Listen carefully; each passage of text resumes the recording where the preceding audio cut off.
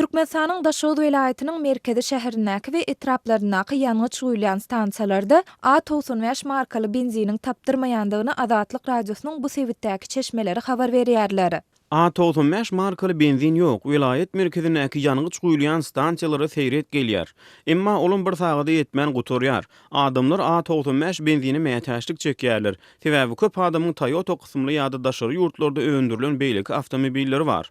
Dip adynyň efirde atlandyrylmasydlygyny soran çeşmämiz gurrun berdi. Şol bir wagtyň özünde ol A92 we 80 markaly benzinleriň satylýandygyny, ýöne bularyň ähli ulaglar üçin niýetlenen däldigini aýdyp, bu markaly ýanygyçlar käbir ulaglaryň hereketlendirjisiniň tiz hatardan çykmagyny hem getirip bilýär diýdi. Mundan başga çeşmämiz ýurduň Demiradyk welaýatyndaky ýanygy guýulan stansiýalarda A95 markaly benziniň ýetmezçiliginiň indi bir hepdeçemes wagt bäri dowam edýändigini, gytçylygyň sebäpleri barada häzirlikçe resmi düşündürüşiň berilmeýändigini hem sözüniň üstüne goşdy.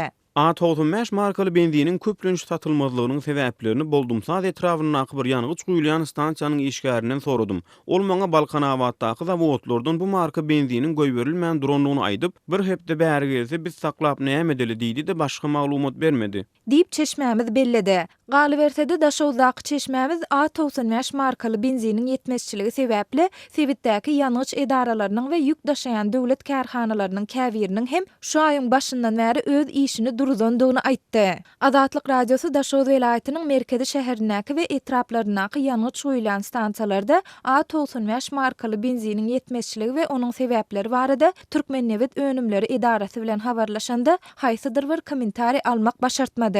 Emma bu maglumat Türkmenistanda benziniň bahasynyň 50% gymmatlamagyndan bir näçe hepde soňa gawat geldi. 1 fevraldan başlap ýurtda odal 1 manatdan satylan A95 markaly ýanygyň 1 litri 1,5 manat, öň 94 teňeden satylan A92 markaly benzin 1,35 manat bahalanmaly edildi. Prezident Gurbanly Berdimuhammedow häkimet başyna gelende awtologly adamlara belli bir möçürde mut benzin içilipdi. Ýöne benzin mutçylygy 2008-nji ýylda şol wagtaçenli bir bulgur gazly suwdan hem arzan bolan benziniň 8 esse goly gymmatlamagy bilen utgaşdyryldy.